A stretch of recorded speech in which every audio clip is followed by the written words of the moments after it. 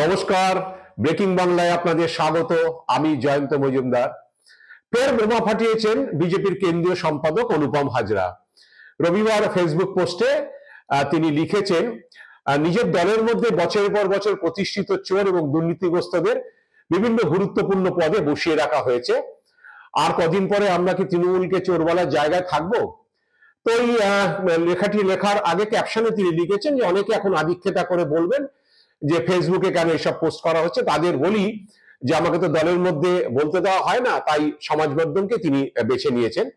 তো ব্যাপারে সংবাদ মাধ্যম তার কাছে যখন জিজ্ঞেস করেছে কেন, কাকে তিনি উদ্দেশ্য করে বলেছেন বা কি ব্যাপার, তিনি বলেছেন যা বলা তিনি ফেসবুক পোস্টেই বলে দিয়েছেন।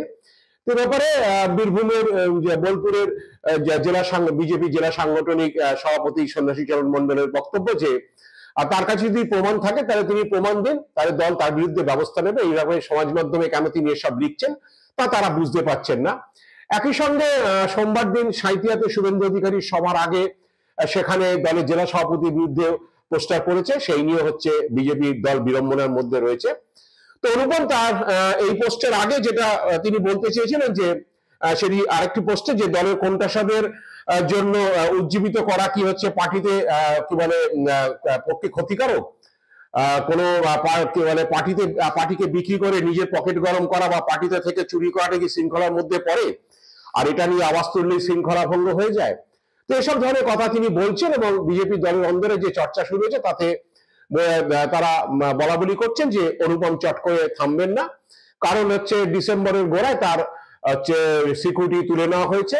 আপনারা জানেন যে অনুপম কেন্দ্রীয় বাহিনীর সিকিউরিটি পেতেন ওয়াই ক্যাটাগরি, এবং অমিত শাহ দপ্তর সেই সিকিউরিটি তুলে নিয়েছেন। যদিও অনুপম পরে ফেসবুক পোস্ট করে লিখেছেন যে নভেম্বরে একটি ঘটনার প্রেক্ষিতে তিনি ওই নিরাপত্তা রক্ষী তিনি প্রত্যাহার করতে অনুরোধ করেন, তারই জেরে হয়েছে, এ নিয়ে হচ্ছে নতুন করে কোনো চর্চার বিষয় নেই, এইসব তিনি বলেছেন।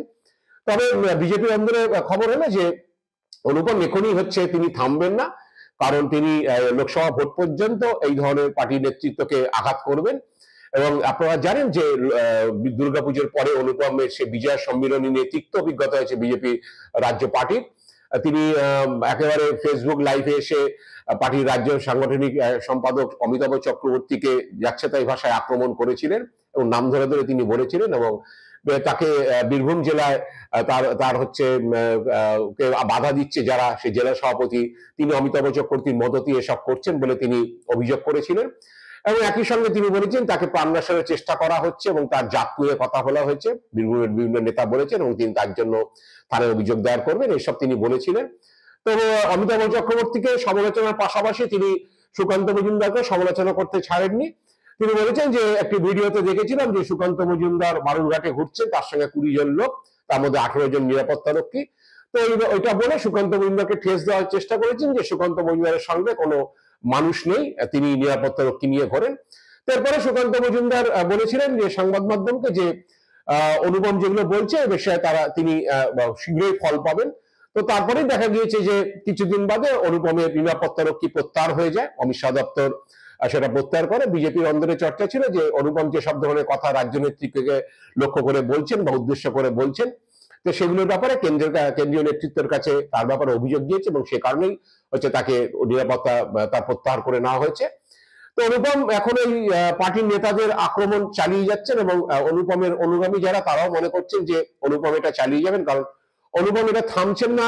লক্ষ্মী পুজো দুর্গাপুজোর পর থেকে তিনি এটা চালিয়ে যাচ্ছেন লাগাতার। তার আগেও তিনি কিছু পোস্ট করেছিলেন, সেখানে তিনি বলেছেন যে তাকে দলের কেন্দ্রীয় নেতৃত্ব তাকে দায়িত্ব দিয়েছে এরাজ্যে কোণঠাসা কর্মীদের বক্তব্য শোনা, তাদেরকে উজ্জীবিত করা, যারা পদ নিয়ে বসে আছে যে কাজ করেন না সেগুলোকে বেছে বার করে কেন্দ্রীয় নেতৃত্বকে জানানো, যারা সক্রিয় কিন্তু তাদের কোনো পদ নেই, তারা কোণঠাসা অবস্থা রয়েছে, তাদেরও কি হচ্ছে উজ্জীবিত করে পার্টিতে নিয়ে আসা, তার পার্টিতে কাজ করা।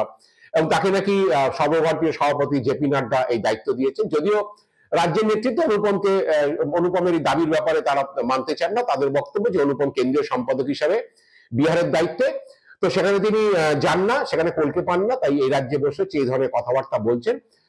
যদিও অনুপমকে সাজা এই রাজ্যের নেতারা দিতে পারেন না, কারণ যেহেতু কেন্দ্রীয় সম্পাদক, সেক্ষেত্রে তাকে সাজা দেওয়ার ব্যাপারে কেন্দ্রীয় নেতৃত্বই তা স্থির করবেন।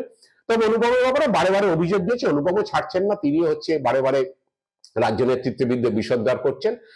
এবং কিছুদিন আগে একটি পোস্টে নাম না করে এক রাজ্যের এক বড় নেতার পদবি ধরে তিনি যাচ্ছেতাই ভাষায় পোস্ট করেছিলেন এবং তাকে ব্যক্তিগতভাবে আক্রমণ করেছেন, তার চরিত্র নিয়ে তাকে আক্রমণ করেছিলেন এবং নানাভাবে তিনি বুঝিয়ে চেষ্টা করছেন যে তিনি কাকেই আক্রমণটা করতে চেয়েছিলেন।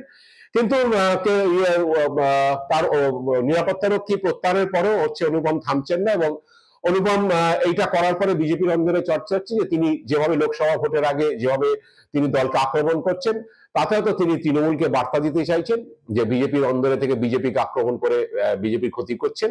এটা অনেকে দলের মধ্যে বলছেন, যদিও অনুপমের বক্তব্য যে তিনি তৃণমূলে যাওয়ার ব্যাপারে তার কোনো আগ্রহ নেই, তিনি সেসব নিয়ে ভাবেন না, কারণ তিনি গ্রেপ্তারের ভয়ে তিনি বিজেপিতে আসেননি বা কিছু এখানে পাওয়ার আশায় বিজেপিতে আসেনি। তিনি সাংসদ যখন ছিলেন বোলপুরের তৃণমূলের সাংসদ, সেই সময় তিনি তৃণমূল দল ছেড়ে তিনি বিজেপিতে যোগদান করেছিলেন।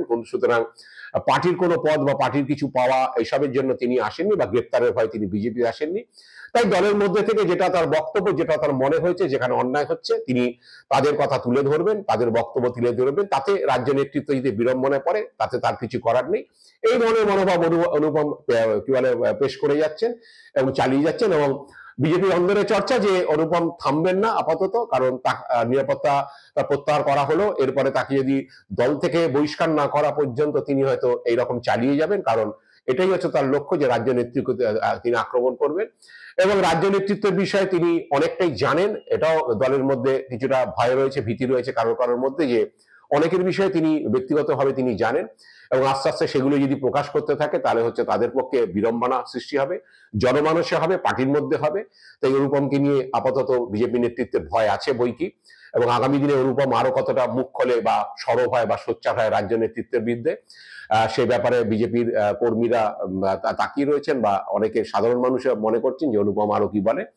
যদিও অনেকে তাকে তুচ্ছ তাচ্ছিল্য করছেন, একেবারে বিজেপির মুখপাত্র সমীর ভট্টাচার্য বলেছেন যে ওর ব্যাপারে যা বলা সেটা একমাত্র জেপি নাড্ডাই বলতে পারবেন, আমি আর নতুন করে কি বলবো। কিন্তু তিনি কিছু না বললেও বিজেপির অন্দরে অনুপমকে নিয়ে একটা ভীতি রয়েছে যে তিনি কোন দিন কার নামে কি বলে বসবেন, এই ভীতিটা থাকছে। আগামী দিনে অনুপম কি করে সেই জন্য আমরা দেখব।